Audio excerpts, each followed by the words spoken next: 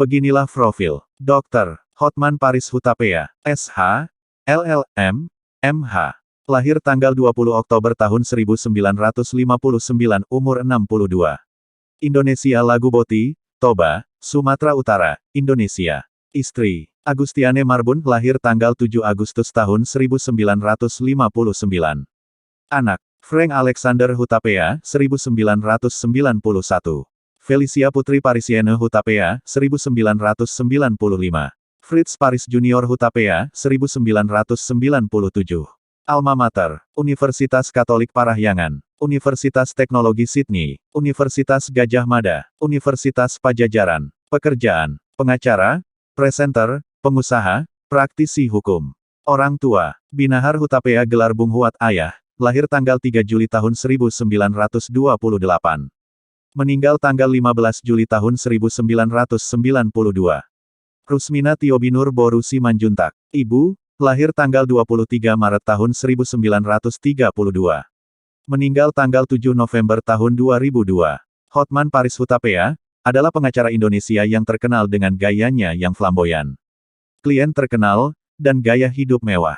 Selain itu, Hotman Paris juga aktif mencetak para calon advokat di FHP Law School. Dia bergerak di bidang hukum bisnis internasional. Dijuluki sebagai Raja Pilot dan pengacara selebritis Indonesia, serta pengacara 30 miliar. Mendapatkan julukan Celebrity Lawyers, The Most Dangerous Lawyer oleh majalah SWA, dan Bling Bling Lawyer oleh salah satu majalah di Australia. Kehidupan awal, Hotman lahir pada tanggal 20 Oktober tahun 1959 di Desa Laguboti, Sumatera Utara. Ia adalah anak ke-6 dari 10 bersaudara dalam keluarga Batak Protestan. Nama depannya diambil dari kata Batak Hotma, yang berarti permanen. Ayahnya menjalankan perusahaan bas antar kota bernama Bintang Utara, dan sering harus tinggal jauh dari rumah di ibu kota Sumatera Utara, Medan. Ibunya tetap tinggal di Laguboti dan mendorong anak-anak untuk makan dengan sehat, terutama ikan dan daun pepaya, agar IQ mereka meningkat. 8 dari 10 anak menjadi lulusan universitas. Hotman berencana untuk belajar di Institut Teknologi Bandung yang bergengsi di Indonesia tetapi gagal lulus ujian masuk. Dia mengaku tahu jawabannya, tetapi tidak tahu cara mengisi lembar jawaban. Alhasil, ia mendaftar kuliah hukum di Universitas Katolik Parahyangan di Bandung, Jawa Barat. Dia mengatakan dia tidak pernah bermimpi menjadi pengacara karena dia biasa bertemu dengan orang-orang pengangguran dengan gelar sarjana hukum. Meskipun awalnya kurang antusias, Hotman menikmati studinya dan meraih nilai tinggi. Menjadi mahasiswa pertama Fakultas Hukum yang menyelesaikan kuliah dalam 3,5 tahun. Dia lulus pada tahun 1981.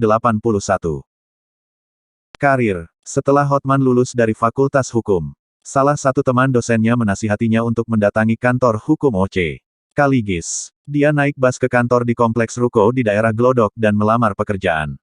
Bekerja di Kaligis, Hotman mendapatkan pengalaman pengadilan pertamanya. Suatu kali OC Kaligis menyuruh saya datang ke Pengadilan Negeri Jakarta Timur. Sebenarnya itu hanya sidang biasa. Namun, sejak pengalaman persidangan pertama itu, kaki ini tidak bisa diam. Selalu bergetar, ujarnya. 8 kemudian pada tahun 1982, ia sempat bergabung dengan firma pengacara senior Adnan Buyung Nasution. Nasution Lubis Hadiputranto. Hotman direkrut oleh Bank Indonesia karena prestasi akademisnya yang tinggi. Dia berhenti setelah 1 tahun, kemudian mengatakan dia menyadari dia tidak akan pernah kaya di sana. Pada tahun 1983, Hotman bekerja di Makarim dan Taira S., sebuah firma hukum perusahaan internasional. Selama tahun 1987 sampai tahun 1998. Dia melakukan beberapa pekerjaan untuk afiliasi firma Australia, Freehill, Hollingdale dan Page. Pada tahun 1998, ia berbicara menentang pengacara asing di Indonesia. Dia meninggalkan Makarim dan Taira S untuk mendirikan perusahaannya sendiri, Hotman Paris Hutapea dan Partners, pada tahun 1999.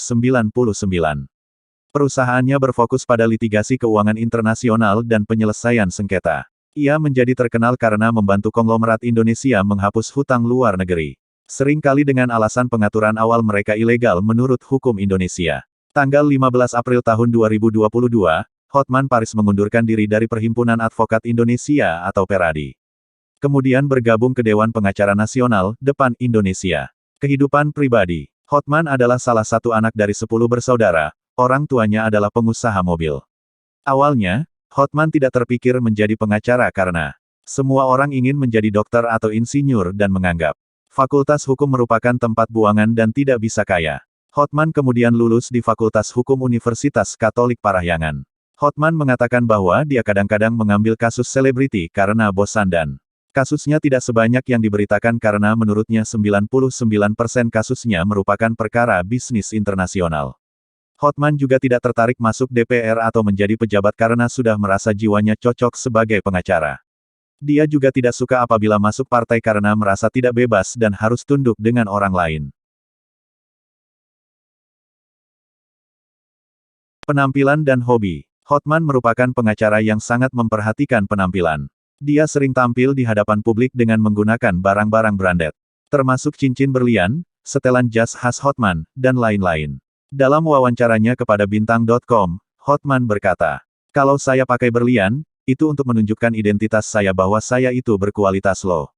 Hati-hati, karena tidak mungkin saya pakai berlian kalau saya tidak berkualitas." Baginya, barang-barang branded yang ia kenakan bukanlah bermaksud untuk menyombongkan diri. Ada alasan yang jelas dan sangat masuk akal, ada alasan bisnisnya. Tidak ada satupun barang yang saya pakai beli di dalam negeri. Bukan dalam rangka pamer karena saya setiap hari ketemu konglomerat banker. Bule itu sangat jeli dengan merek pakaian yang kita kenakan. Hotman merupakan anggota komunitas Lamborghini Jakarta. Tak hanya Lamborghini bernopol B999 NIP, Hotman juga mengkoleksi mobil bernama beken. Seperti Hummer, Cadillac, Audi, hingga Ferrari. Untuk mobil sport berlogo, kuda jingkrak, Hotman Paris memiliki sebuah F430. Mobil itu ia beli dengan harga 5,5 miliar rupiah. Saat aktor Raffi Ahmad menikah pada tahun 2014, Hotman bersama klub Lamborghini Jakarta menghadiahkan mobil operasional kepada Raffi sebagai kado pernikahannya dengan Nagita Slavina. Pendidikan, S1, Sarjana Hukum, Fakultas Hukum, Universitas Katolik Parahyangan, Bandung, 1981. S2, Master of Law, University of Technology, Sydney, Australia, 1990. S2, Magister Hukum Universitas Gadjah Mada, Yogyakarta. S3, Doktor, Fakultas Hukum Universitas Pajajaran, 2011. Karir, O.C. Kaligis dan Associates Law Firm. Nasution Lubis Hadiputranto Law Firm, 1982. Freehill Hollingdale dan Page, Sydney, tahun 1987 sampai -1998. Founder Hotman Paris Hutapea dan Partners, 1999. Kantor Pengacara Internasional Makarim dan Taira S. Anggota Asosiasi Konsultan Hukum Pasar Modal Himpunan Konsultan Hukum Pasar Modal, HKHPM. Kasus terkenal, Hotman adalah bagian dari tim hukum Sapel Corby, WN Australia atas kepemilikan narkoba sampai akhir Januari tahun 2006 di mana Mahkamah Agung Republik Indonesia kembali menjatuhkan hukuman 20 tahun. Hotman menjadi kuasa hukum Manohara Odelia Pinot dalam kasus kekerasan dalam rumah tangga dengan Pangeran Kesultanan Kelantan, Malaysia Tengku M. Fahri pada tahun 2009. Hotman menjadi bagian tim kuasa hukum Muhammad Nazarudin, mantan Bendahara Umum Partai Demokrat bersama-sama Elza Syarif, Otto Hasibuan dan Rufinus, yang sebelumnya Nazarudin diwakili O.C. Kaligis, 2011. Hotman menjadi kuasa hukum Jennifer Dunn dalam kasus pencucian uang Tubagus Hairi Wardana, Wawan. Adik Gubernur Banten Ratu Atut. Tersangka Wawan memberikan mobil mewah Toyota Alphard Velvi kepada para artis, 2013. Hotman pernah menawarkan jasanya sebagai pengacara untuk pemerintah Provinsi DKI Jakarta melalui Gubernur Joko Widodo tahun 2013. Saat itu Pemprov sedang dilanda banyak gugatan hukum terkait pembebasan lahan. Menjadi kuasa hukum CEO Lamborghini Indonesia, Johnson Yaptonaga dalam perseteruannya dengan artis pedangdut Dewi Persik, 2014. Menjadi kuasa hukum Henry Baskoro Hendarso, NG. Dalam kasus perceraian dengan Ayu Ting Ting, 2014-24. Mendampingi penyanyi Syahrini, dalam kasus Abraham Samad. Ketua KPK, Feryani Lim. Syahrini sempat diperiksa Bareskrim sebagai saksi untuk Feryani Lim. Karena dia merupakan penjual pakaian ke artis-artis. Selain itu juga Hotman mewakili Syahrini dalam kasus penutupan karaoke ilegal yang diduga milik Syahrini di daerah Tangerang. Hotman menjadi kuasa hukum guru Jakarta International School, JIS. Neil Banteleman dan Ferdinand Ciong pada kasus dugaan pelecehan seksual di sekolah internasional tersebut, 2014. Dalam kasus yang menyita perhatian publik tersebut, Hotman menuding adanya kejanggalan dakwaan JPU karena tidak bisa menyebut waktu kejadian perkara dengan pasti. Bahkan sesumbar bertaruh akan merobek kartu tanda advokatnya dan jadi petani apabila jaksa dapat menghadirkan saksi fakta yang melihat kejadian. Dia juga menuding Firma O.C. Kaligis, pengacara orang tua korban merekayasa kasus dengan membuat laporan baru dengan motif ekonomi. Hotman menjadi kuasa hukum dari Agus Tai dalam kasus kekerasan pada anak bernama Angelin di Bali, 2015. Agus Tai dituduh membunuh Angelin oleh ibu angkat Angelin, Margariet. Pada pengadilan negeri, Agus terbukti membantu Margariet menyembunyikan mayat Angelin. Agus dihukum 10 tahun, Margariet dihukum seumur hidup. Hotman mewakili pembawa acara talk show dan mantan pesulap Deddy Corbuzier dalam menghadapi somasi dari motivator Mario Teguh, 2016. Dia bahkan menantang debat dengan Mario Teguh di publik dan jika dia kalah akan membayar gaji 5 tahun Mario Teguh, 31, dan memberi cincinnya yang menurutnya seharga satu Lamborghini tersebut, karena gemas dengan jauhnya perbedaan kata-kata motivator dan kehidupannya sendiri.